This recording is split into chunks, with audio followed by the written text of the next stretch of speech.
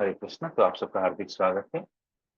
तो हम पिछले कुछ सत्र में 13वीं अध्याय 14वीं अध्याय भगवद गीता के और 15वीं अध्याय 13 till 15, फर्दर 17 till 18, तो 13, 14, 15, 17, 18, लगभग 5 अध्याय हम पूरा कर चुके हैं।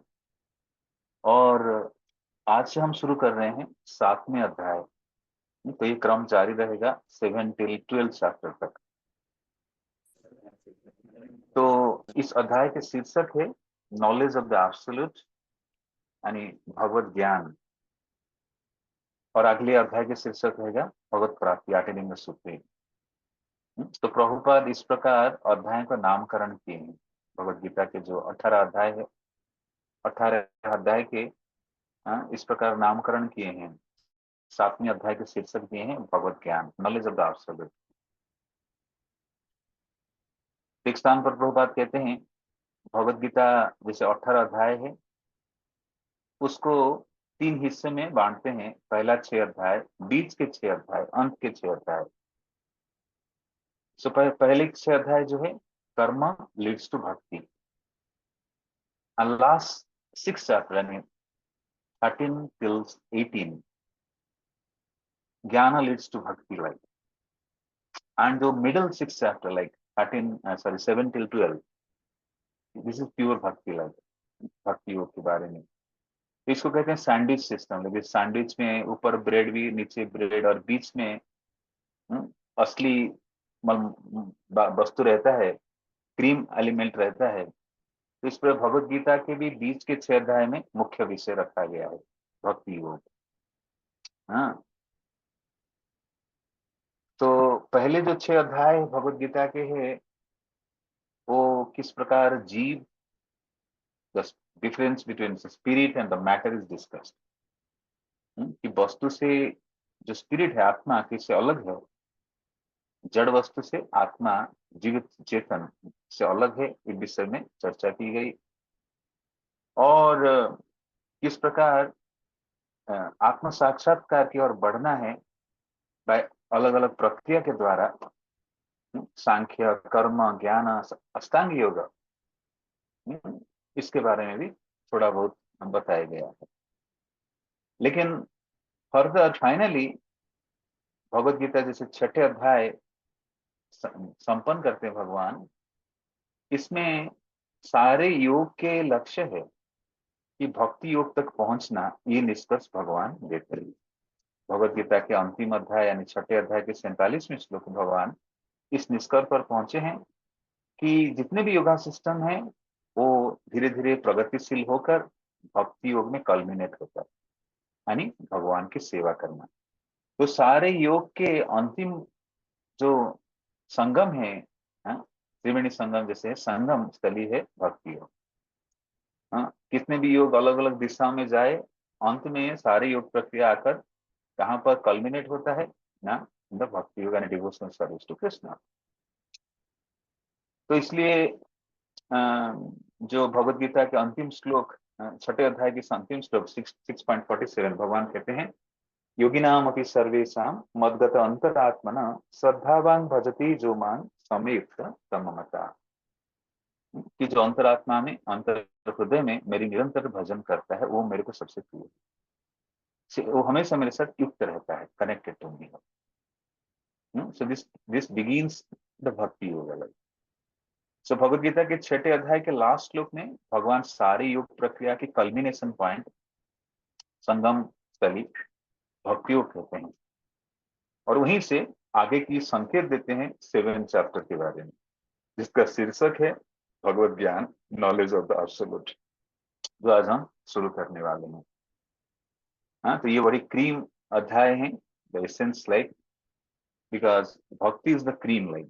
वैदिक साहित्य में अगर कुछ मोस्ट कॉन्फिडेंशियल टॉपिक है, वही भक्ति योग, स्पेशली भक्ति योग लॉर्ड कृष्ण। कभी कभी हम संसार में भक्ति को कहीं ना कहीं लगा देते, पितृभक्ति, मातृभक्ति, देशभक्ति, लेकिन आचार्यगण भक्ति को दुरुपयोग नहीं करते। कहते भक्ति is only reserve for Krishna. भक्ति केवल भगवान कृष्ण के लिए आरक्षित है। इस भक्ति शब्द को और कहीं दुरुपयोग नहीं करना है।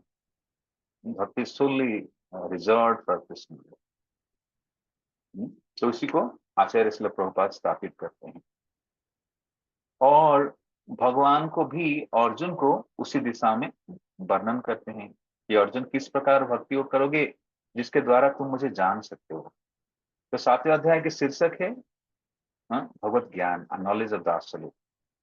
लेकिन भगवान भगवत ज्ञान या भगवान को जानने की प्रक्रिया क्या है, जैसे हम 8वें अध्याय ऑलरेडी संपन्न कर चुके हैं, वहां पर भी भगवान यही कहते भक्त्यामान अभिशयनार्थी। तो यहाँ पर भी भगवान कृष्ण अर्जुन को यही संकेत दे रहे हैं कि मुझे जानने की विधि भक्ति ही है, और भक्ति है क्या उसके बारे में इंगित करेंगे इस अध्याय में। तो भक्ति के द्वारा भगवत ज्ञान या भगवान के विषय ज्ञान को प्राप्त कर सकते हैं। तो 7वें अध्याय हमें उसी दिशा में ले जाएगा कि भक्ति अब योग का व्यावहारिक अभ्यास कैसे साधक करे, या अर्जुन को भगवान कृष्ण किस प्रकार भक्तियों करने के लिए विधि बताते हैं। क्योंकि 6ठे अध्याय में हम लोग चर्चा की, आप लोग सब पढ़ेंगे आगे, जैसे दूसरे स्पीकर ले रहे हैं इस विषय को। तो वर्णन करेंगे किस प्रकार जब अर्जुन को भगवान कहते हैं कि आप इस प्रकार जाओ, एकांत स्थान में जाओ, जहां पर आप सीधे होकर बैठोगे, नाक को सीधा रखोगे, व्याघ्रशाला पर बैठोगे, ना आसन ऊंचा हो नीचा हो, आपको ध्यान करना है। लेकिन अर्जुन कहते हैं हे कृष्णा, मुझे ध्यान करना बड़ा कठिन है, क्योंकि सब कुछ करना सही है लेकिन मेरी मन बस में नहीं चलता है, मेरी मन नियंत्रित नहीं होता है। हवा को रोकना आसान है, मन को रोकना बड़ा कठिन है। तो फिर भगवान व्यावहारिक उपाय बताएंगे, इस अध्याय में बताते हैं अर्जुन को कैसे व्यावहारिक कोई भक्ति योग का अनुशीलन करे या अभ्यास करता है। तो यही से शुरू होता है। तो पहला श्लोक 7वें अध्याय के पहला श्लोक, 7 चैप्टर फर्स्ट वर्स।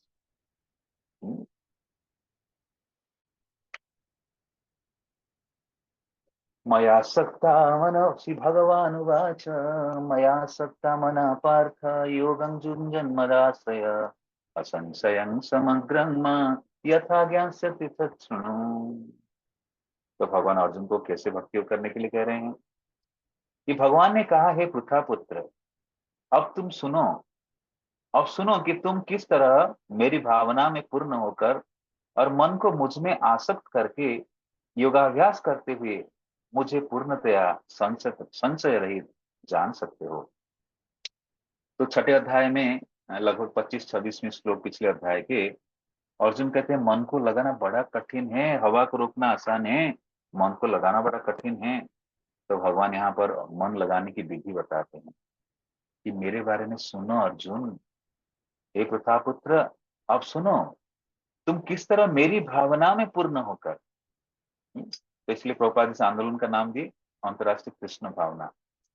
हमारी भावना में निरंतर कृष्ण कृष्ण बसे रहना चाहिए, कृष्ण, कृष्ण की सेवा, कृष्ण की प्रेम, कृष्ण की शरणागति, ये हमारे मन में निरंतर बसा रहे, सांसारिक बातें नहीं, या कृष्ण के संबंधित जो परिवार चलाना, कुछ करना, कृष्ण को लेकर चलना, यही भावना में पूर्णतया कृष्ण भावना भवित भक्त रहता है।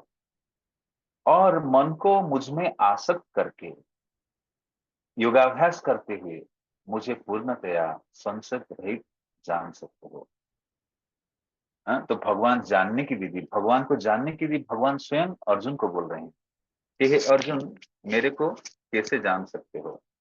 तो क्या करना होगा, मेरी पूर्ण भावना में रहकर मेरे से सुनो, जस्ट हियर फ्रॉम मी, मेरे से सुनो। ये सुनना भी एक योगाभ्यास है। हम सोचते हैं योगाभ्यास के खाली अर्थ है कि व्यायाम करना, आसन करना, प्राणायाम करना, नहीं, सुनना भी एकाग्र चित्त में, ये भी एक योगा है। जैसे हम सुनते किससे, सुनने के लिए तो कान का प्रयोग करते हैं, लेकिन हम मन, चेतना, हृदय लगाकर सुनते हैं। तो इससे क्या होता है, जो आत्मा इस शब्द ध्वनि के माध्यम से भगवान से कनेक्ट होता है, योग में स्थित होता है। तो आप संशय रहित होकर जान सकते हो इस सुनने के द्वारा। सुनने की विधि कितने महत्वपूर्ण है। हम्म, तो ये 7वें अध्याय के पहले श्लोक में भगवान भक्ति योग की विधि के बारे में बताते हैं कि किस प्रकार अर्जुन मुझे जान सकते हो, क्या करना होगा तुम्हें। तुम्हें मेरे से सुनना होगा, मेरी भावना में पूर्ण होकर, मन को मुझ में एकाग्र करके आसक्त होकर, योगाभ्यास करते हुए मुझे पूर्णतया संशय रहित होकर जान सकते हो। तो परम भगवान स्वयं बता रहे हैं कैसे भगवान को जान सकते हैं। इसलिए क्या करना होगा, आपको मन भगवान को देना होगा। मन को देना बड़ा कठिन कार्य है। हम शरीर से भी सेवा कर लेते हैं, लेकिन मन को एकाग्र करके करना बड़ा कठिन होता है। इसका अभ्यास करते हैं, और अभ्यास से मन एकाग्र होना, आसक्त होना, या मन के द्वारा योगाभ्यास करना आसान होने लगता है, और भगवान को जान भी लगते हैं। हाँ? तो इस भगवत गीता के 7वें अध्याय जो चल रहा है प्रसंग, इसमें कृष्ण भावनामृत की प्रकृति, the nature of the Krishna consciousness is mention by Krishna. Krishna समस्त ऐश्वर्य के पूर्ण, और इन्हें किस प्रकार प्रकट करते हैं, इसका वर्णन इस अध्याय में हुआ है। और इसमें और क्या वर्णन है 7वें अध्याय, कि 4 प्रकार के लोग कैसे भगवान के शरणापन्न होते हैं, और 4 प्रकार के लोग जो अभागे हैं, किस प्रकार कृष्ण के शरण में नहीं आते हैं, वो भाग्यशाली है। लेकिन ऐसे भी लोग हैं जो भगवान के शरणापन्न नहीं हो पाते। तो कौन ऐसे लोग हैं जो भगवान के शरणापन्न होते हैं 4 प्रकार के, और कौन ऐसे लोग हैं जो भगवान के शरणापन्न नहीं होते हैं, अभागे। शरणापन्न होने वाले भाग्यशाली है, जो शरणापन्न नहीं हो पाते हैं अभागे हैं। तो पहला जो 6 अध्याय है, इसमें आत्मा के विषय में वर्णन किया गया है, और विभिन्न युग पद्धति के द्वारा, प्रक्रिया के द्वारा कैसे आत्म साक्षात्कार को प्राप्त किया जा सकता है, उसका वर्णन की गई है। लेकिन इस प्रकार वर्णन करके भगवान 6ठे अध्याय के अंत में स्पष्ट किए कि किस प्रकार कृष्ण भावनामृत सर्वोच्च योग अवस्था है, कि जो बाकी योग में धीरे धीरे प्राप्त करते हैं, कृष्ण की भक्ति में संलग्न होने से आप पूर्ण रूप से प्राप्त करते हैं। मुख्य रूप से मन को कृष्ण पर एकाग्र करने से ही मनुष्य परम सत्य को पूर्णतया जान सकता है, अन्यथा नहीं। तो संसार में ज्यादातर समस्या मन को लेकर है, लेकिन भगवान कहते हैं आप जो कृष्ण भावना में भक्ति योग प्रक्रिया का पालन करोगे, तो मन स्वाभाविक रूप से शुद्ध होगा, और धीरे धीरे मन जब मेरे में लगने लगेगा, आप परम सत्य को पूर्णतया जान सकते हो, और कोई उपाय नहीं। हम्म? तो मनुष्य को क्या करना है, भगवान स्वयं कह रहे हैं, प्रभुपाद तात्पर्य में लिख रहे हैं कि मनुष्य को 6ठे अध्याय के अंतिम श्लोक के अनुसार योग का अभ्यास करना चाहिए। तो 6ठे अध्याय वास्तविक क्या इंगित कर रहा है, कि व्यक्ति को निरंतर कृष्ण के बारे में चिंतन यानी स्मरण करना चाहिए। कृष्ण के जो उपदेश हैं, कृष्ण के नाम, रूप, गुण, लीला, कृष्ण की सेवा, कृष्ण की प्रसन्नता, यही सब विषय में हमारे मन निरंतर कृष्ण के बारे में चिंतन करते रहे। तो इस प्रकार मन शुद्ध होगा। शुद्ध होने से मन भगवान की सेवा में स्वाभाविक लगने लगेगा, अन्यथा ये मन हमें बहुत कष्ट देने वाली है। तो परमेश्वर कृष्ण पर ध्यान करने की क्या विधि है, कैसे करें, न नवदा भक्ति के द्वारा संभव हो सकता है। जब इस नवदा विधि के आचार्य हैं कि प्रहलाद महाराज, जब असुर हिरण्यकशिपु अपने पुत्र से पूछते हैं कि आप सबसे उत्तम चीज क्या सीख रहे हो, बताओ प्रहलाद। तो प्रहलाद महाराज यही कहते हैं, श्रवणम कीर्तनम विष्णु, स्मरणम पाद सेवनम, अर्चनम वंदनम दास्यम, सख्यम आत्मनिवेदनम, इति पुंसार्पितो वृष्णु, भक्तित्व नवलक्षणा, येन भगवद्भक्ता तस्मिन्नाधिकम उत्तमम। तो ये नवविधा भक्ति प्रहलाद महाराज अपने गुरु नारद मुनि से प्राप्त करते हैं, और इसके द्वारा पूर्ण अवस्था को प्राप्त करते हैं। तो ही जो नवदा भक्ति जो शुरू होता है, नवदा भक्ति के पहला क्या है अंग, वो है भगवान के बारे में सुनना। सुनने के द्वारा आप मेरे को जान सकते हो। तो भक्ति में भगवान के बारे में सुनना बहुत ही महत्वपूर्ण है। तो science, hearing is a science, hearing is a art.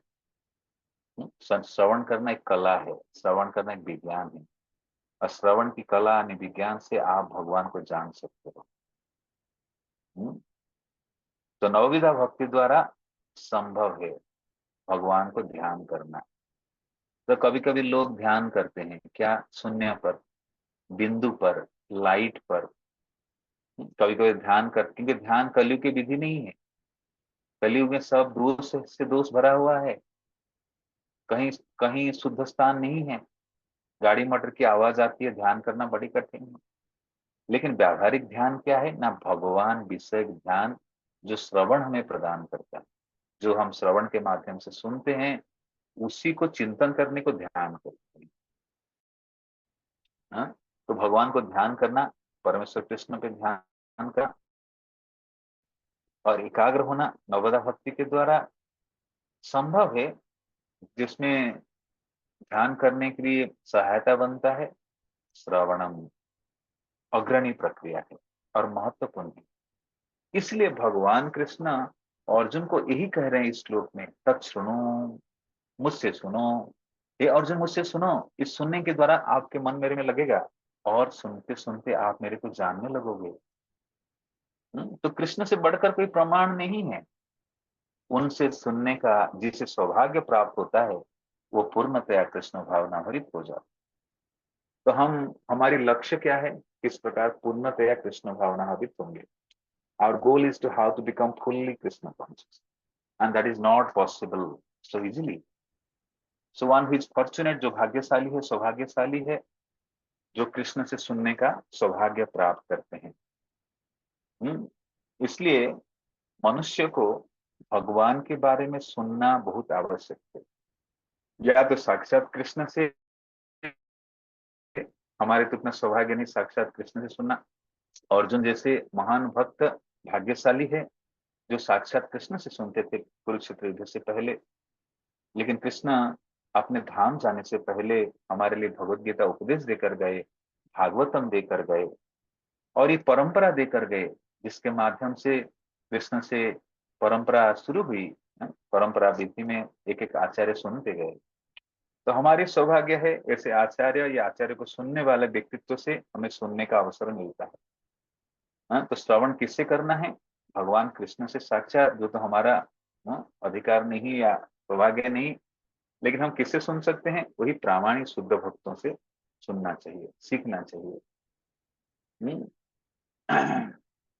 किससे नहीं सुनना है ना, अपनी शिक्षा का अभिमान करने वाला अभक्त से नहीं सुनना है। विनम्र शुद्ध भक्त प्रामाणिक पारंपरिक परंपरा से आने वाले भक्तों से सुनना है। लेकिन शिक्षा के घमंड रखने वाले अभक्त से नहीं सुनना है। इसलिए महान आचार्य श्री सनातन गोस्वामी पाद कहते हैं, अवैष्णवो मुखोद्गिन्ना तूत हरिकथा नैव कर्तव्यम सर्वोच्चिष्टतया। कि कभी भी कृष्ण के बारे में अवैष्णव के मुख से नहीं सुनना है, जो वैष्णव विधि विधान का पालन नहीं करते हैं, बड़ी बड़ी बातें करते हैं, बड़ी बड़ी कथा व्याख्यान देते हैं, बहुत बड़ा बड़ा सत्संग होता है, बहुत बड़ा भागवत सप्ताह करते हैं, अगर वैष्णव नहीं है तो उनसे नहीं सुनना चाहिए। अवैष्णव मुखद्गिर्ना पूत हरिकथा नैव कर्तव्य। क्यों, ऐसे हरिकथा आप बोलेंगे वो भी तो कृष्ण के बारे में बोल रहे हैं। लेकिन आचार्यगण कहते हैं सनातन गोस्वामी पाद, ये कथा कैसा है ना, जहर के समान है। कथा का अमृत होता है जो हमें भक्ति में जीवित जीवित करके रखता है।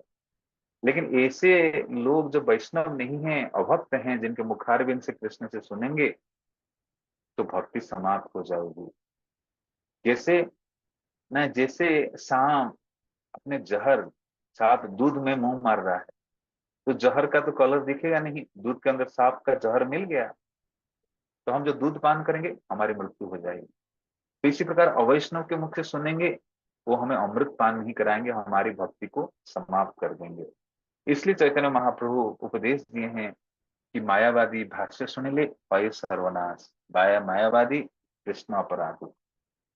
अभक्त के मुख से कभी हरिकथा नहीं सुनना चाहिए, भगवान के विषय में नहीं सुनना चाहिए। अभक्त कौन है, स्त्री संग एक असाधु कृष्ण अभक्त आर। जो सांसारिक विषय वासना में डूबा रहता है वही अभक्त है, या स्त्री संग करने वाला को अभक्त कहते हैं। तो केवल जो प्रामाणिक भक्त हैं, परंपरा से आते हैं या गुरु परंपरा की प्रणाली को फॉलो करते हैं, वही भक्तों से हमें सुनना चाहिए। तो इसलिए भगवान इसी श्रवण विधि को महत्वपूर्ण देते हैं, जिसके द्वारा भगवान को जाना जा सकता है।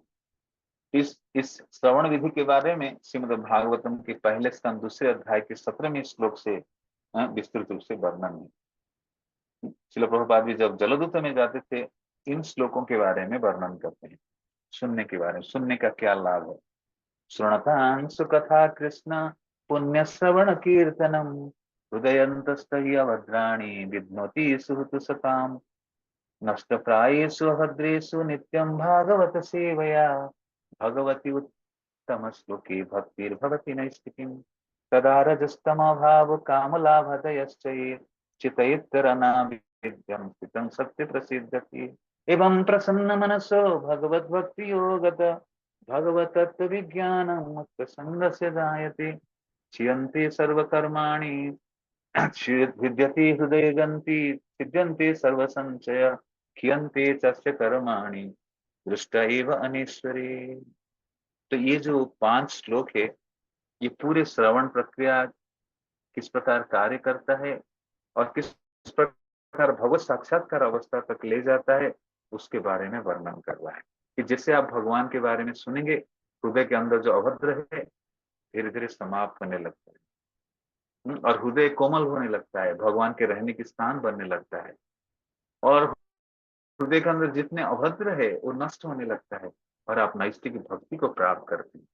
हृदय को पीड़ा देने वाले प्रकृति के 3 गुण रजस तम रजस सप्त रज तम गुण, ये भी धीरे धीरे रजस तम स्पेशली वो भी कम होने लगता है, और जीवात्मा को सप्त गुण में स्थित करने लगता है।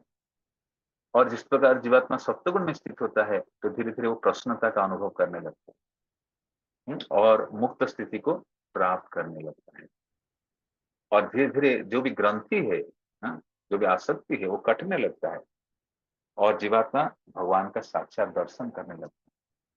तो इस श्रवण हमें यहाँ तक ले जाता है, धीरे धीरे सुनने के द्वारा हृदय सफाई के साथ साथ गुणों के प्रभाव से हम मुक्त कराता है, मुक्त अवस्था तक ले जाता है, और जितने भी शंकाएं हैं भगवान के बारे में, डाउट से, वो भी क्लियर करता है, और धीरे साक्षात हमें भगवान के दर्शन कराता है।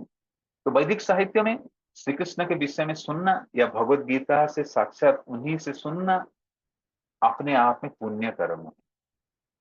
प्रत्येक हृदय में भगवान वास करने वाले हैं। तो भगवान जो देखते हैं कोई सुन रहा है मेरे विषय में, तो उसके लिए शुभेच्छु मित्र के भांति कार्य करते हैं। जब कोई भगवान के बारे में सुनता है, भगवान देखते हैं जीवात्मा मुझे जानने की प्रयास कर रहा है, भगवान हृदय में बैठे हैं, उस जीवात्मा को मदद करने लगते हैं ताकि वो भगवान को समझ पाए। जो निरंतर श्रवण कर रहा है, भगवान को जानने की प्रयास कर रहा है, भगवान उसको मदद करते हैं, और भगवान क्या करते हैं ना, हृदय की मैला को साफ कर देते, शुद्ध कर देते हैं, शुद्ध धारणाएं देते हैं अपने बारे में, और हृदय में जो सुप्त दिव्य ज्ञान है वो जागृत होने लगता है। तो हमारे हृदय में सुप्त प्रेम है भगवान के प्रति, सेवा करने की स्वाभाविक भावनाएं हैं, और जैसे सुनते हैं वो भावनाएं, वो सेवा करने की प्रवृत्ति स्वतः जागृत होने लगता है। जस्या वै श्रूयमाणाय कृष्ण परम पुरुषे भक्तिरुपद्यते पुंसा शोक मोह भयाप। जस्य वै श्रूयमाणाय, जिनके बारे में सुनने मात्र से, किनके बारे में ना, कृष्ण परम पुरुष है, भगवान कृष्ण के परम पुरुष है, भक्ति रूपद्यति पुंसा, हृदय में भक्ति जागृत होने लगे, भक्ति ने भगवान को सेवा करना।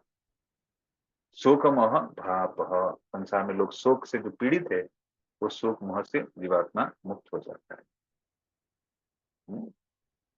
नित्य सिद्ध कृष्ण प्रेम साध्य कबू नाय, श्रवणादि शुद्ध चित्ते करे उदय।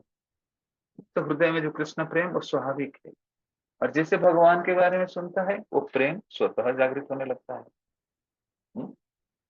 तो भगवान जब देखते हैं कोई जीवात्मा उनको जानने की प्रयास कर रहे हैं, सुन रहा है एकाग्रचित होकर, तो हृदय में बैठने वाले परमात्मा भगवान उस जीव के हृदय से सारे कलमश सारे प्रकार के जो अभद्र है उसको नाश करते हैं, ताकि भगवान को जान पाए, भगवान के करीब आ पाए। और सुप्त दिव्य ज्ञान को जागृत करते हैं। ज्यों ज्यों वो भगवत तथा भक्तों से कृष्ण के विषय में अत्यधिक सुनता है, त्यों त्यों वह भगवत भक्ति में स्थिर हो जाता है। तो भक्ति में स्थिर होने का उपाय क्या है? ना भगवान के बारे में अधिकाधिक भागवत यानी भक्तों से सुनने की विधि पालन करने से। तो धीरे धीरे क्या होगा? भक्ति में स्थिर होते रहेगा। स्थिर भक्ति, अस्थिर भक्ति और स्थिर भक्ति, अनैष्टिक भक्ति, निष्ठा भक्ति। तो निष्ठा और निष्ठा स्तर पर कैसे आएगा? निष्ठिक भक्ति कैसे करेगा? स्थिर भक्ति कैसे करेगा?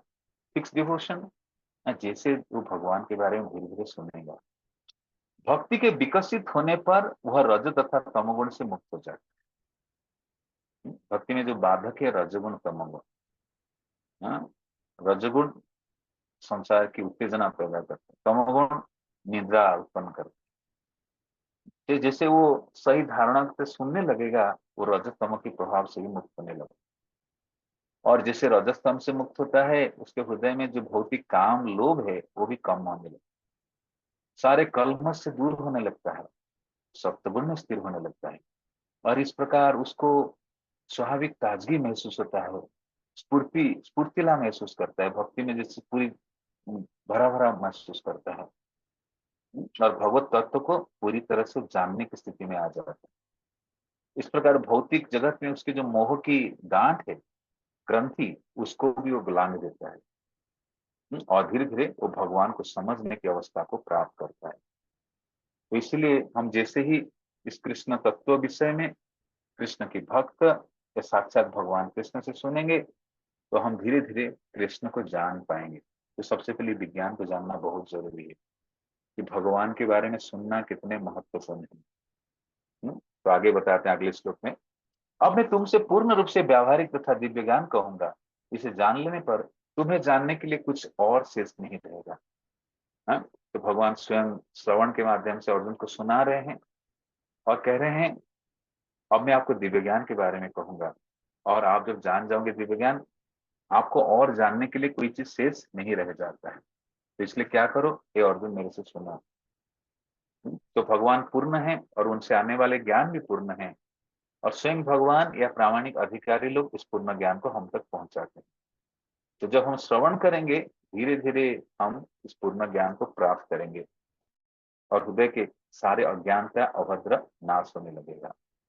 अगले श्लोक में भगवान कहते हैं 7वें अध्याय के 3रे श्लोक, मनुष्याणां सहस्रेषु कश्चित् यतत सिद्धये यततानापि सिद्धानां कश्चित् मां विद्धि तत्त्वतः।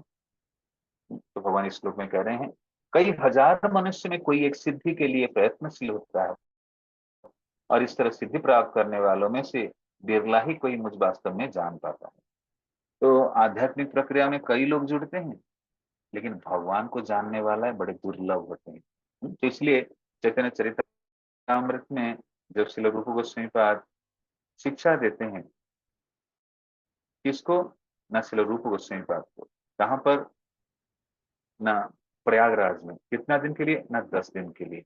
तो अभी हाल ही में मैं प्रयाग होकर आया, तो प्रयाग में एक मंदिर है जिसका नाम है बेणी माधव, बेणी माधव टेम्पल। सुंदर विग्रह है बेणी माधव, जिनको माना जाता है प्रयागराज के आराध्य हैं। तो उसी बेणी माधव मंदिर के पास ही दशाश्वमेध घाट है।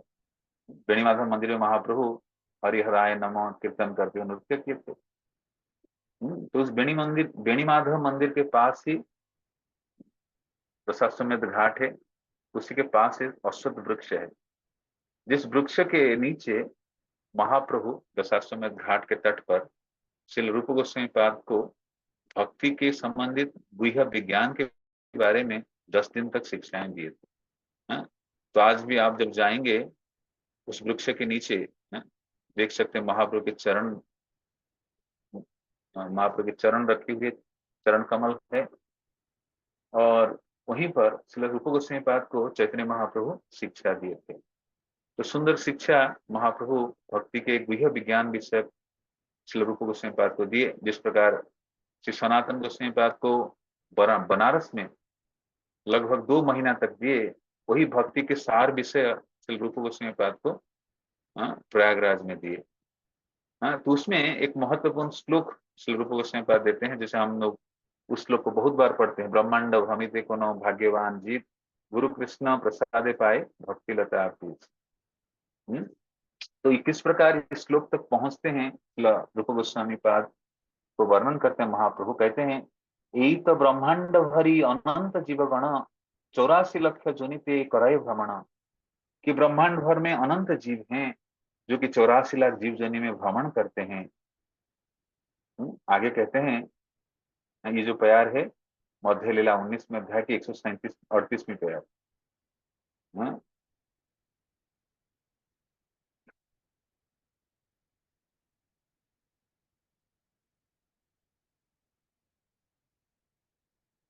आगे महाप्रभु कहते हैं, तार मध्य स्थावर जंगम दुई भेद, जंगम में तिरक जल स्थलचर विविध।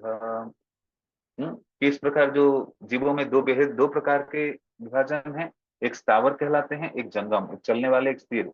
जैसे वृक्ष चल नहीं पाता है, उसको कहते हैं स्थावर। जंगम मतलब चलने वाले। और कुछ जलचर हैं, कुछ स्थलचर है, तो जल में रहने वाले, कुछ स्थल में चलने वाले। और आगे कहते हैं महाप्रभु कि तार मध्य मनुष्य जाति अति अल्प अल्पतर, तार मध्य मृक्ष पुलिंद बौद्ध सभा। कि मनुष्य में भी 4 लाख सैनिक हैं, और उनमें भी म्लेच्छ पुलिंद बौद्ध सब अनेक वर्गीकरण है। हाँ, तो उसमें भी मनुष्य में भी वेद निष्ठ मध्य अर्धे का वेद मुख्य माने, वेद निष्ठ पाप करे धर्म नहीं जाने। तो कुछ लोग वेद में निष्ठा रखते हैं, कुछ लोग वेद को मानते नहीं है। वेद मुख में बोलते बहुत सारे लोग हैं जो वेद को नहीं मानते हैं। धर्मचारी मध्य बहुत कर्मनिष्ठ, कोटि कर्मनिष्ठ मध्य एक ज्ञानी श्रेष्ठ। तो बहुत से लोग कर्म कांड में लगे रहते हैं, उस कर्म कांड करने वाले में एक ज्ञानी श्रेष्ठ है। और आगे महाप्रभु महाप्रभु कहते हैं रूप गोस्वामी पाद को, कोटि ज्ञानी मध्य है एक जन मुक्त, कोटि मुक्त मध्य दुर्लभ एक कृष्ण भक्त। कि करोड़ों ज्ञानियों के बीच में एक मुक्त व्यक्ति बड़ा दुर्लभ होता है, और उस करोड़ों दुर्लभ मुक्त व्यक्ति में भी एक कृष्ण भक्त बड़ा दुर्लभ होता है। तो इसी श्लोक को जो रूप गोस्वामी पाद को चैतन्य महाप्रभु देते हैं, उसी श्लोक, यही जो भगवत गीता के 7वें श्लोक की, मनुष्याणां सहस्रेषु कश्चित् यतत सिद्धये यततानां सिद्धानां कश्चित् मां विद्वत्। कि अनेक सारे लोग आध्यात्मिक प्रक्रिया में भगवान को जानने के प्रयत्नशील होते हैं, लेकिन सिद्धि करने वाला कोई व्यक्ति बड़ा दुर्लभ होता है जो कृष्ण भक्ति में लगता है। इसे जो कृष्ण भक्ति करता है वो बाकी सारे प्रक्रिया को कर चुका है। वैदिक तीर्थों में स्नान करना, सारे वैदिक ग्रंथों के अध्ययन करना, सारे यज्ञ करना, तीर्थ भ्रमण करना, सब कुछ संपन्न करने के बाद वो भक्ति को अपनाया है। यही सार है वास्तविक। आगे कहते हैं 7वें अध्याय के 34 श्लोक, भूमि अपन लोभायो खंगमन बुद्धि बच अहंकार में भिन्न प्रकृति अस्तदा। हाँ, तो यहाँ पर भगवान कहते हैं मेरी भिन्न अपर प्रकृति 8 जो विभाजन है उसके बारे में वर्णन करते हैं। तो भगवान की शक्ति तो अलग अलग प्रकार से विभाजित की गई है। यहाँ पर शक्ति को 2 विभाजन की गई है, परा और अपरा। तो अपरा जो भगवान की विभिन्न शक्ति है, तो वो 8 प्रकार के हैं। जो परा अपरा प्रकृति के अंतर्गत 8 शक्तियां आती है, वह पृथ्वी, जल, वायु, अग्नि, आकाश, मन, बुद्धि, अहंकार। ये 8 प्रकार से विभक्त मेरी भिन्न यानी अपरा प्रकृति है। तो परा प्रकृति, अपरा प्रकृति, तो जीव जो है परा प्रकृति है। और ये जो हम पांच पांच महाभूत से बना है शरीर, और जो 3 सूक्ष्म तत्व है मन बुद्धि अहंकार, ये अपरा प्रकृति के अंतर्गत आता है। तो हमारे शरीर जो है ये 5 पंच महाभूत का बना है, भूमि, पृथ्वी, जल, अग्नि, वायु, आकाश। और सूक्ष्म शरीर किससे बना है ना, मन बुद्धि अहंकार से बना है। तो जो ये जो 5 3 8 तत्वों को लेकर स्थूल और सूक्ष्म शरीर है, उसको कहते हैं अपराशक्ति। और अगला श्लोक कहेगा पराशक्ति के बारे में। अपरे अमृतस्त अन्य प्रकृति विधि में पराम जीवभूत महाबाहो जयदं धारयत जगत। हे महाबाहु अर्जुन, इनके अतिरिक्त, इनके मतलब ये जो अपरा प्रकृति के 8 वर्गीकरण, 8 से परे, इससे अतिरिक्त मेरी अन्य एक पराशक्ति है जो उन जीवों को से युक्त है, जो इस भौतिक प्रकृति पर अपरा प्रकृति के साधनों द्वारा विध्वंस कर रहे हैं। तो परा प्रकृति और अपरा प्रकृति, जीव जो है, आत्मा जो जीव है, वो किसमें आता है ना, परा प्रकृति। लेकिन जो पंच महाभूत और सूक्ष्म शरीर में जो 3 तत्व है, इस अपरा प्रकृति के अंतर्गत आता है। अगला श्लोक, सब 7वें अध्याय के 6ठे श्लोक। भगवान कहते सारे प्राणियों का उद्गम इन दोनों शक्तियों में ही है। जितने भी प्राणी, चाहे पशु हो, पक्षी हो, पेड़ हो, जलचर हो, स्थलचर हो, स्थावर हो, जंगम हो, सबकी उद्गम यही शक्ति, 2 प्रकार की शक्ति, परा अपरा। तो परा कौन सा है? हम जो जीव हैं, शरीर के अंदर जो प्राण है, जो जीवित वस्तु, जो बात कर रहा है, बोल रहा है, चल रहा है, वो जो जीव है वो है परा प्रकृति। और ये जीव के जो आवरण है, स्थूल शरीर और सूक्ष्म शरीर, ये अपरा प्रकृति का अंदर। तो सारे ये दोनों शक्ति के कॉम्बिनेशन में बनते हैं। सारे प्राणियां का उद्गम इन दोनों शक्तियों में है। तो इस जगत में जो कुछ भी भौतिक तथा आध्यात्मिक है, उसी की उत्पत्ति तथा प्रलय मुझ में ही शामिल। अगला श्लोक, ये श्लोक बहुत ही महत्वपूर्ण है, 7वें अध्याय के 7वें श्लोक। मत्त परतरं नान्यत् किंचिदस्ति धनंजय मयि सर्वमिदं प्रोक्तं सूत्रमणिगणा इव। भगवान कहते हे धनंजय, मुझसे श्रेष्ठ कोई सत्य नहीं है। जिस प्रकार मोती धागे में गूंथे रहते हैं, उसी प्रकार सब कुछ मुझ पर ही आश्रित है। तो यहाँ पर भगवान अर्जुन को संबोधित करें धनंजय। भगवान कई नाम से अर्जुन के को संबोधित करते हैं, धनंजय, पार्थ, अर्जुन, प्रथापुत्र, कई प्रकार नाम से संबोधन करते हैं। तो यहाँ पर संबोधन कर रहे हैं किस नाम से ना, धनंजय। धनंजय क्यों अर्जुन का नाम पड़ा? कि अर्जुन वास्तविक जब युधिष्ठिर महाराज राजस्व यज्ञ कर रहे थे, उनको अनेक धन की आवश्यकता थी, और अर्जुन कुबेर की से कुबेर जो धन के ट्रेजरर हैं, उनसे कई धन लेकर आए, धन विजय प्राप्त करके धन लेकर आए थे, इसलिए उनका नाम पड़ा धनंजय। तो भगवान अर्जुन को कह रहे हैं मुझसे श्रेष्ठ कोई सत्य नहीं है। तो भगवान अंतिम सत्य है, परम सत्य है।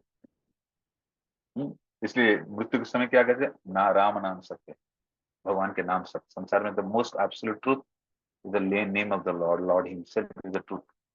और कोई सत्य नहीं है, परम सत्य ही है, परम भगवान। जिस प्रकार मोती धागे में गूंथे रहते हैं, जैसे आप मोती के धागा देखे होंगे, मोती देखे होंगे, गले में लटकाने वाले मोती, जो मोती बाहरी रूप से दिखता है, लगता है मोती एक दूसरे मोती में जुड़ा हुआ है, नहीं, अंदर धागा मोती को जोड़ कर रखता है। तो इसी प्रकार सब कुछ मेरे पर आश्रित है। देखिए संसार कैसे, मोती जिस प्रकार है, संसार पूरा इसी प्रकार से है। कई बड़े बड़े ग्रह, नक्षत्र, मिल्की वे, गैलेक्सी, सौरमंडल, कितने बड़े बड़े वस्तु हैं, और छोटे से छोटे माइक्रो वर्ल्ड, बोथ वर्ल्ड। इससे नहीं, पृथ्वी को रस्सी में बांधे हुए भगवान मैग्नेट लगा कर रखे हैं, पृथ्वी गिरता नहीं, कोई ग्रह गिरता नहीं है। बड़े सुंदर तरीके से भगवान की सुव्यवस्था है। पूरे संसार को देखेंगे, अलग अलग ग्रह नक्षत्र घूम रहे हैं, कोई बंधे नहीं, ऑर्बिट में कल रखे हुए हैं। तो भगवान की कितनी सुव्यवस्था है। जिस प्रकार कैसे ना मोती के अंदर धागा दिखता नहीं, लेकिन धागा है, इसी प्रकार सृष्टि में भगवान सभी को अपने आश्रय में रखे हैं। Everyone is the centre of the Lord. अगला श्लोक 7.8। तो ये जो श्लोक हमें कहाँ ले जा रहा है ना, भगवान के भगवत ज्ञान प्रदान कर रहा है कि भगवान को आप कैसे अनुभव कर सकते हो जगत में। तो 7वें अध्याय के 8वें श्लोक कहता है, रसोहम आपसु कौन्तेय प्रभास्मि Shashi सूर्ययो Pranav सर्ववेदेषु शब्दखे पौरुषन्दुषु. So how to see, remember Krishna in the world by living the world? How a devotee remember Krishna? साधक कैसे भगवान का स्मरण करता है या भगवान को देख पाता है? तो प्रभुपाद कहते हैं आप जैसे पानी पीते हैं, हम हर बार पानी पीते हैं, दिन में कई बार पानी पीते हैं. हमारे शरीर कितने पानी से बना हुआ है? 70%. शरीर के 100% में से 70% किस तत्व से है? पानी तत्व. शरीर निर्माण तो 5 महाभूत से हुआ है. भूमि, अप, अनल, वायु, पृथ्वी, जल, अग्नि, वायु और आकाश. 5 तत्व से. लेकिन ज्यादा मात्रा किसका है? तो बॉडी 70% कंटेंट्स वाटर है, जल, पानी रहता है. तो हम हर रोज पानी पीना पड़ता है. 5 लीटर, 4 लीटर, जितने भी जो किसका अलग अलग कैपेसिटी है पानी पीने का. तो भगवान कह रहे हैं ये जो पानी के एक स्वाद है, जैसे आपको प्यास लगता है ना, प्यास समय आपको बोलेंगे मैं गर्म चाय लेकर आ रहा हूँ, वो प्यास नहीं बुझाएगा. आपको पानी देने से ही प्यास बुझेगा. तो कुछ रस है, उस तत्व है जो हमारी प्यास मिटाता है. तो भगवान बोले वो जो स्वाद है, रस है, वो मैं ही हूँ. जब पानी पीते हो ये स्मरण करो, इस पानी का स्वाद मैं ही हूँ. What is the element that quenches the thirst? जो हमारी प्यास बुझाती है, वो रस भगवान स्वयं है. रसोहम आपसुकम तेरा. पानी के स्वाद में ही हूँ. तो पानी का भी एक प्रकार के स्वाद है जो हमारी प्यास बुझाती है. वो कौन सी रस है जो हमारी प्यास बुझाती है? वो स्वयं भगवान बोले मैं ही हूँ. रसोहम आपसुकम तेरा. प्रभास्मि शशि सूर्य.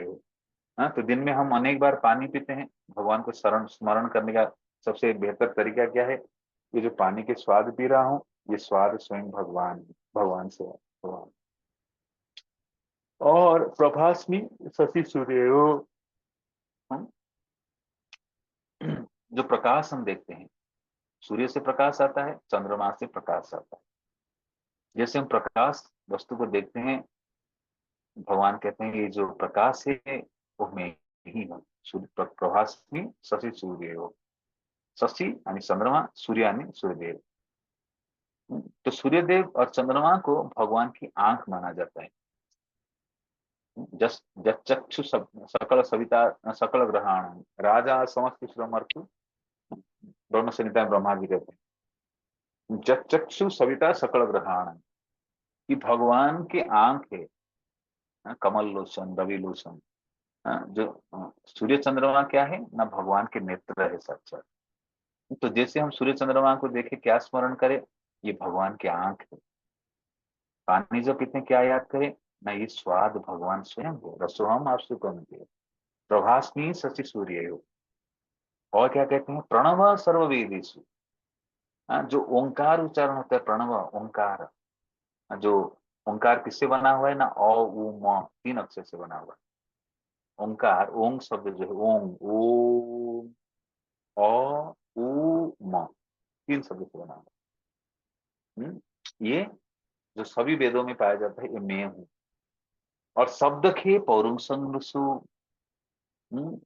शब्द खे, खे यानी हम, शून्य में जो शब्द निकलता है, जो मृदंग के शब्द, किसी प्रकार साउंड, भगवान बोले साउंड में स्वयं हो. शब्द खे पौरुषं ऋषु. आपके अंदर जो पुरुष पौरुषता है, शक्ति है, सामर्थ्य है, वो भी मैं हूँ. तो भगवान कहते हैं हे कुंती पुत्र, मैं जल का स्वाद हूँ, सूर्य चंद्रमा का प्रकाश हूँ, वैदिक मंत्र में मैं ओंकार हूँ, आकाश में ध्वनि हूँ, तथा मनुष्य में सामर्थ्य हूँ. अगला श्लोक. पुण्यगंधा पृथ्वी च तेजस्मी विभागसु जीवन सर्वभूतेषु तपस्यामि तपस्विषु. आप देखे होंगे जैसे गर्मी के दिन के बाद बरसात शुरू होता है तो मिट्टी की एक सुगंध आता है. मिट्टी की सुगंध आप देखे होंगे. जितने भी फल, जितने भी साग सब्जियां, सब में जो मिठास ये मिट्टी से ही आता है. यही मिट्टी से कड़वा भी पैदा होता है. यही मिट्टी में रसीला चीज आता है. कई चीज बर्मन कैक्टस भी उत्पन्न होता है. कैक्टस कांटेदार जो सब झाड़ी इसका बालू से होता है। ये धरती कितना वस्तु हमें प्रदान करती है। तो भगवान कहते हैं पुण्य गंधा पृथ्वी च, जो पृथ्वी के सुगंधी है वो मैं ही हूँ। कभी कभी मिट्टी की खुशबू आता है। कब? जब तेज गर्मी के बाद बरसात होने से पहले मिट्टी की खुशबू आता है, पानी टच करता है पहली बार। जो मिट्टी की सुगंधी है वो मैं ही हूँ। पुण्यगंधा पृथ्वी च, तेज तस्मी विभाग असो। और अग्नि का उष्मा हूँ। अग्नि में, अग्नि जो जलता है हमें गर्माहट आता है, ये गर्माहट भगवान बोले मैं ही। समस्त जीवों में का जीवन में ही हूँ। तो हम जीवित है तो हमारे शरीर में जीवन प्राण संचारित है।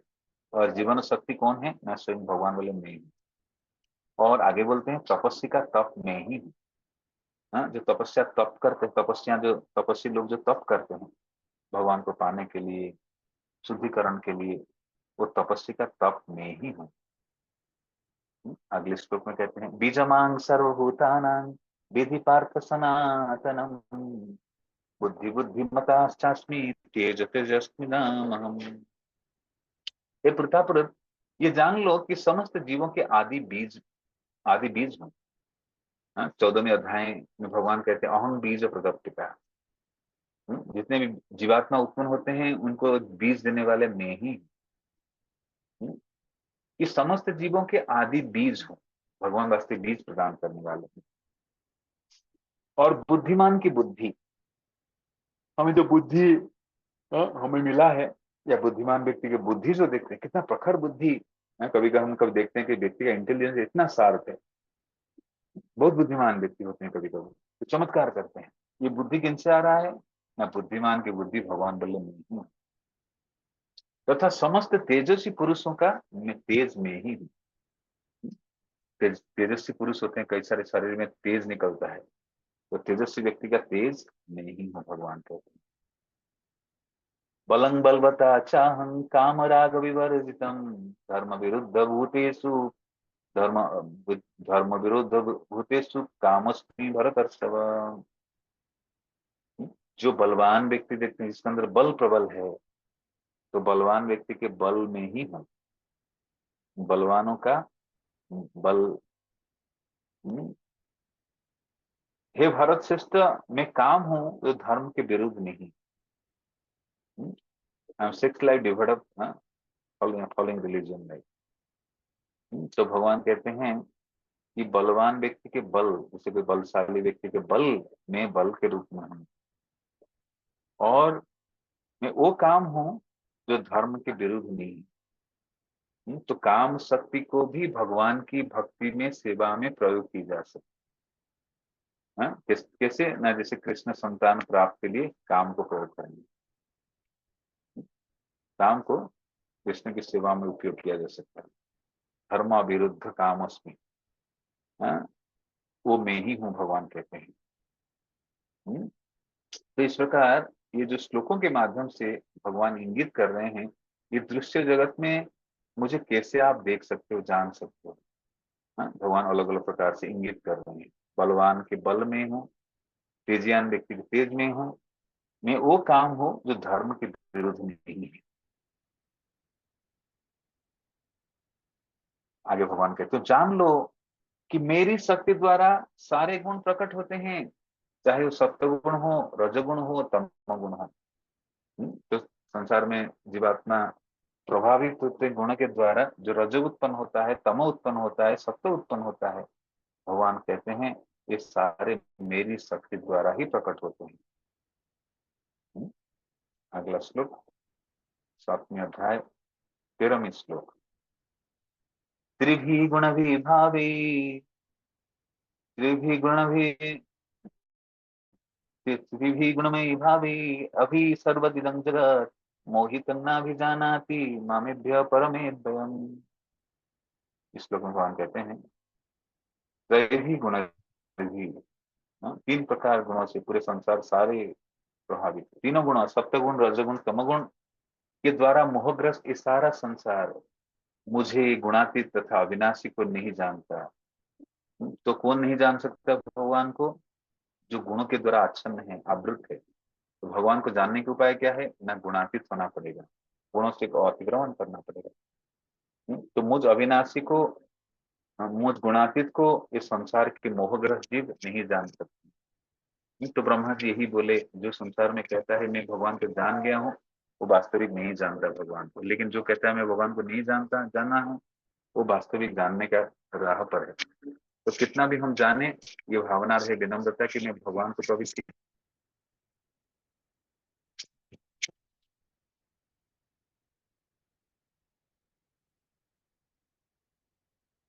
इस प्रकार भगवान को जानने की लालसा बनी रहना चाहिए।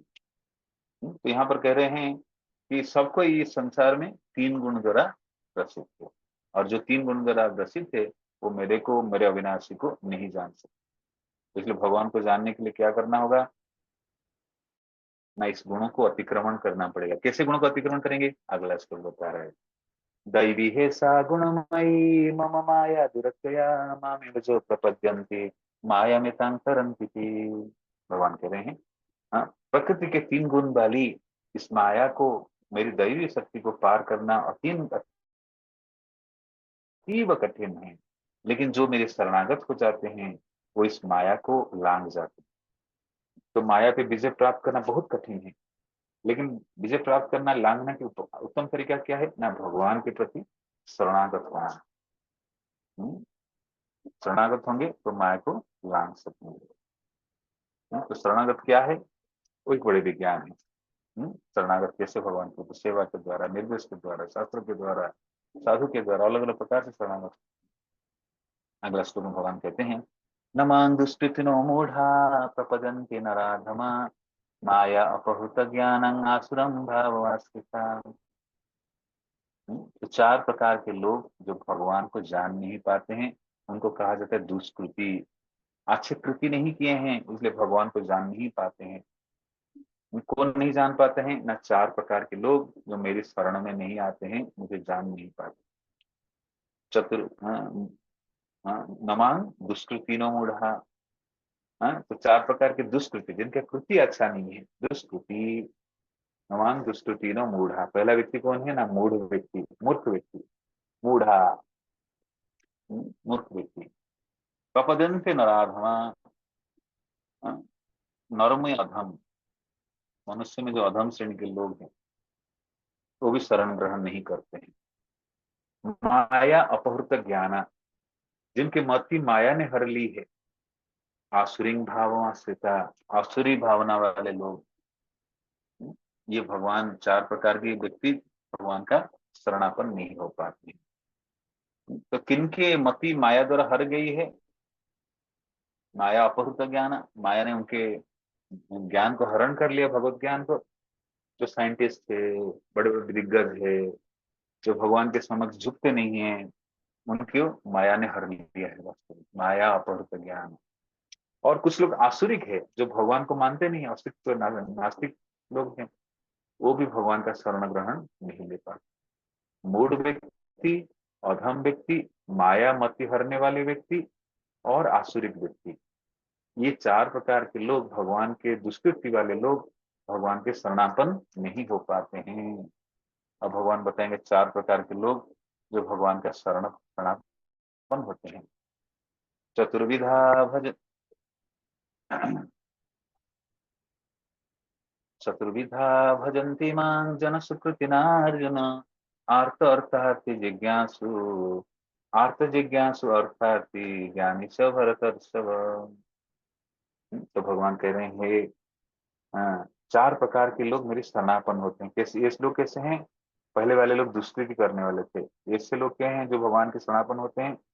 हाँ? जना सुकृति ना अर्जुना, सुकृति जिनका कृति अच्छा है, अच्छे कार्य किए हैं पिछले जन्म में, हाँ, वैसे चार प्रकार के लोग भगवान का शरणापन होते हैं। चार प्रकार के लोग कौन कौन है?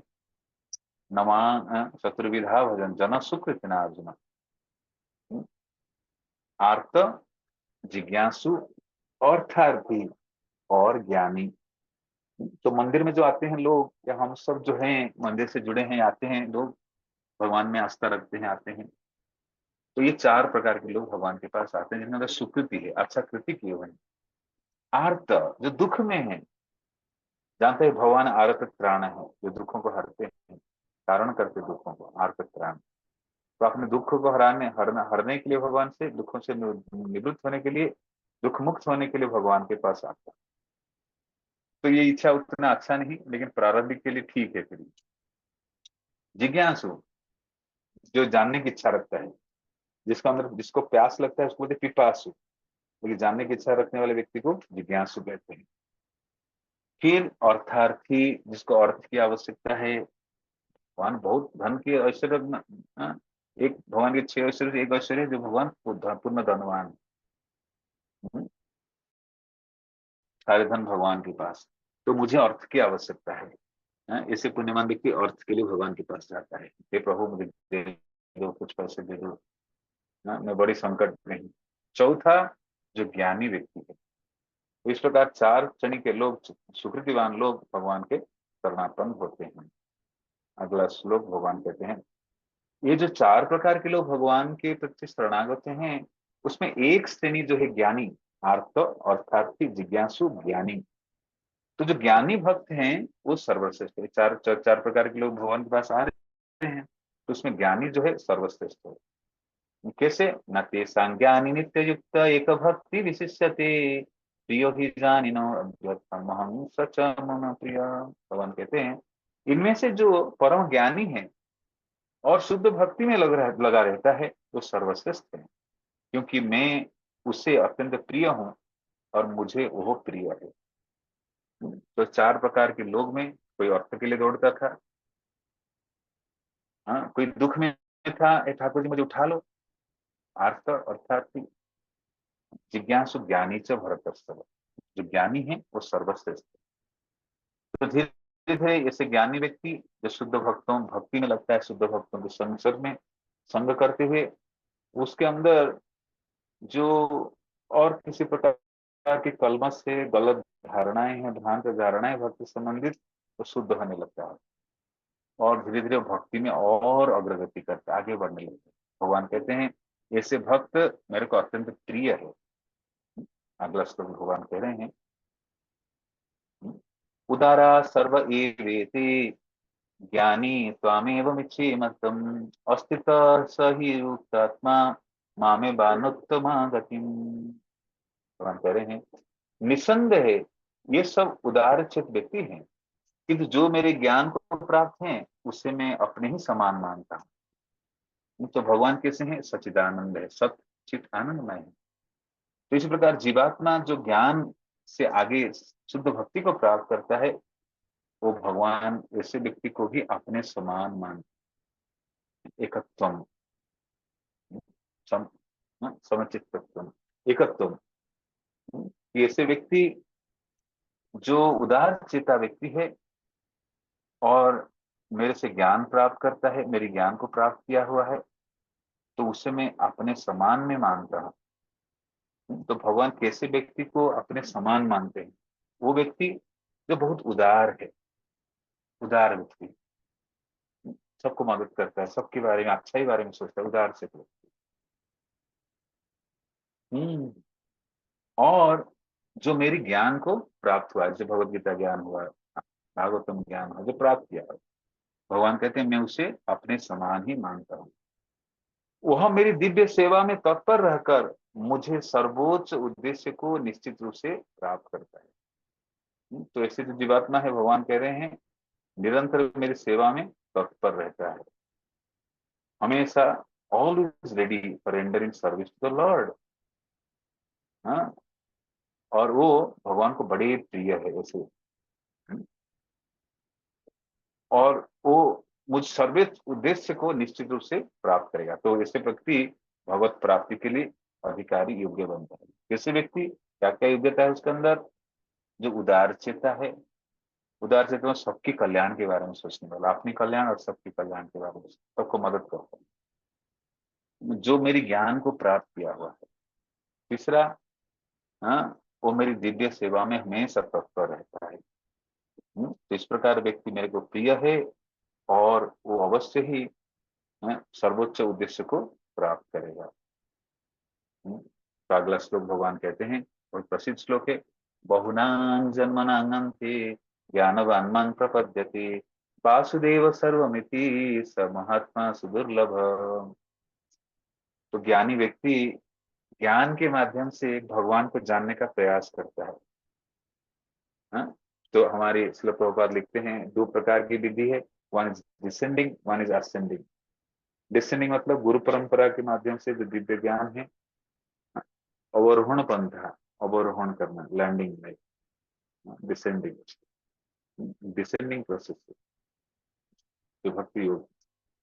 दूसरा ज्ञानी लोग क्या करते हैं, असेंडिंग प्रोसेस, मनोकल्पना से भगवान को जानने का प्रयास करते हैं, विफल रहते हैं, और इस प्रकार अनेक जन्म बीत जाता है।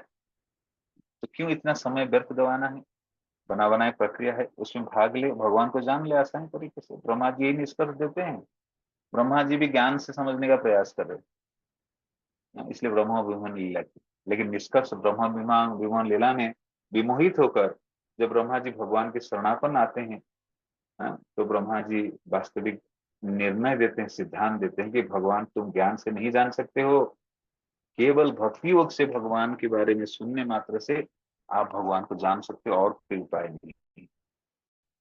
तो इसलिए जब ज्ञानी अनेक जन्म तक भगवान को जानने की ज्ञान मार्ग में प्रयास करता है, जो ज्ञान मार्ग बहुत कठिन है, अंत में वो इसी निर्णय पे पहुंचता है, बहुनांग जन्मनांग अंत, बहुत जन्म विचार, ज्ञानवान मन प्रपद्यते, ज्ञान व्यक्ति मुझ को प्राप्त करता है और क्या स्वीकार करता है, वासुदेव सर्वमिति, भगवान कृष्ण ही सब कुछ है। समात्मा सुदुर्लभ है, ऐसे महात्मा बड़े दुर्लभ होते हैं उस स्थिति को प्राप्त करने वाले। हाँ, तो ज्ञानी भी जब शुद्ध भक्तों की संगति करता है, वो भी धीरे धीरे भक्ति की ओर बढ़ता है। तो अल्टीमेट कल्मिनेशन इज भक्ति योगा। आगे कहते हैं, कामस्ते स्ते हित ज्ञानं प्रपद्य अन्य देवता तंग तंग नियमास्ताय प्रकृत नियता स्वयं। जिनकी बुद्धि भौतिक इच्छाओं द्वारा मारी गई, वे देवता के शरण में जाते हैं और वो अपने अपने स्वभाव के अनुसार पूजा विशेष विधि विधानों का पालन करते हैं। तो बहुत से लोग दुनिया में हैं जो अलग अलग देवा देवियों की पूजा करते हैं।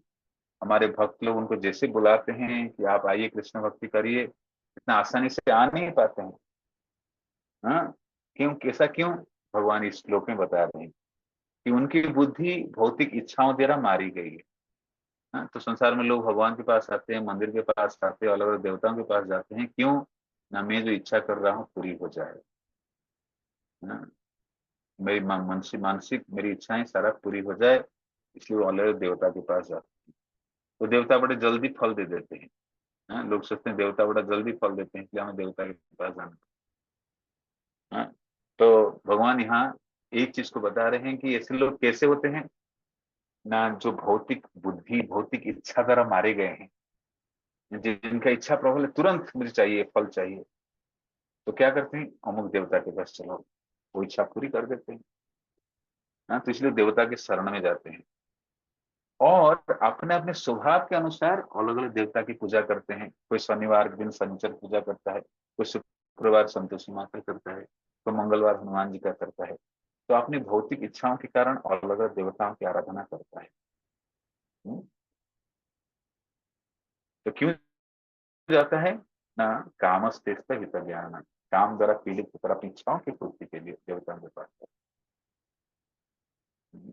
तो यहीं पर हम आज विराम देते हैं, आगे हम चर्चा करेंगे 7-21 श्लोक में से 7:21।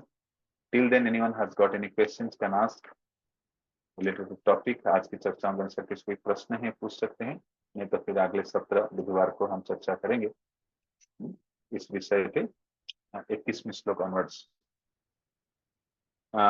रेवती जानना हुआ माता जी, yes please unmute, host can unmute like. Hare Krishna प्रभु जी, प्रणाम। जी माता जी प्रणाम। प्रभु जी, ये 4 प्रकार के लोग। हरे कृष्णा। हाँ आवाज हाँ आ रही बोलिए प्रभु बोलिए। जी मेरी? जी जी जी जी। ये 4 भगवान कहते हैं 4 प्रकार के लोग मेरी सेवा कर सकते, उसमें अर्थ और अर्थार्थी क्या है प्रभु जी, कौन कौन है वो? आर्त, आर्त मीन्स जो दुखी है, संसार में बहुत लोग कष्ट में है। स्लोवा नंबर 16 में। हाँ 7-16 श्लोक में भगवान बोलते हैं चतुर्विधा भजन्ते इमां धन सुकृतिना अर्जुन आर्त अर्थार्थी जिज्ञासु ज्ञानी च भरतर्षभ। तो 4 प्रकार के लोग जो भगवान के शरणापन्न होते हैं, भगवान के पास आते हैं, वो कैसे लोग होते हैं ना? जो लोग अर्थ सुकृतिवान है, जिनके अंदर अच्छा कृति है, पिछले जन्म में अच्छा कार्य है। तो पहला है आर्त, जो दुखी है। दूसरा है अर्थार्थी, जो अर्थ की कामना रखता है। अर्थी मतलब कुछ पैसा चाहिए, मुझे बहुत पैसा चाहिए प्रभु, पैसा दिल के लिए मैं आया हूँ, अर्थात। ठीक है ना? हाँ जी। यस। नेक्स्ट राजेंद्र दास प्रभु जी।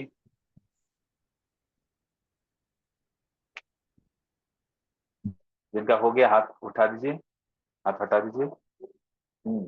राजेंद्र प्रभु कुछ बोल रहे हैं ना? ऐसे हाथ आ गया है, कुछ का मैसेज आ रहा है।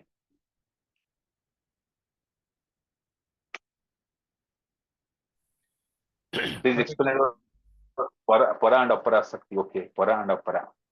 तो मैं ऑलरेडी मेंशन कर चुका हूं, भगवान भगवत गीता के 7वें अध्याय के 4थे और 5वें श्लोक में वर्णन करते हैं भूमि अपलनो अनलो वायु खंग मना बुद्धिरायु च अहंकार इत्यम में भिन्न प्रकृति अस्तधा। तो 7वें अध्याय के 4थे श्लोक में भगवान कहते हैं भूमि, जो ये हमारे स्थूल शरीर है और सूक्ष्म शरीर है।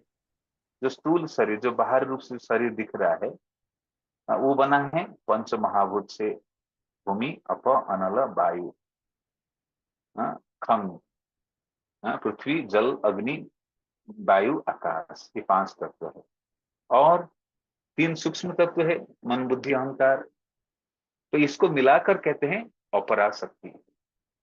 ये जो 8 एलिमेंट्स को अपराशक्ति कहते हैं। और इससे परे भी एक शक्ति है, भगवान अगले श्लोक में कहते हैं 7वें अध्याय के 5वें श्लोक, अपरियम इतस्तु अन्यम प्रकृति विधि में पराम जीवभूत महाबाहु यदम धारयत जगत।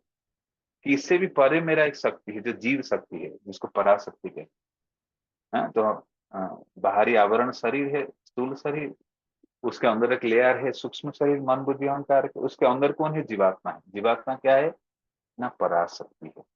तो परा एंड अपरा। और ये जीवात्मा क्या कर रहा है ना? Exploiting the resource of the material inferior, प्रभुत्व जताने का प्रयास करता है इंफीरियर एनर्जी के ऊपर प्रभुत्व। तो there is superior energy, there is inferior energy. तो इंफीरियर यानी अपरा, सुपीरियर यानी परा। तो जीवात्मा पराशक्ति के अंतर्गत आता है। लेकिन उसका स्वाभाविक नेचर इंफीरियर है, भगवान के अधीन रहता है।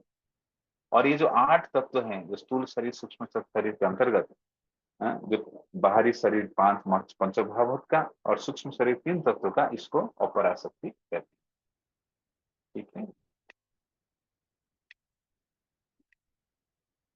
और किसी कुछ पूछना? अंजू बर्मन आता है। यस, अनम्यूट करिए इनको। हरे कृष्णा प्रभु जी। जी माता जी।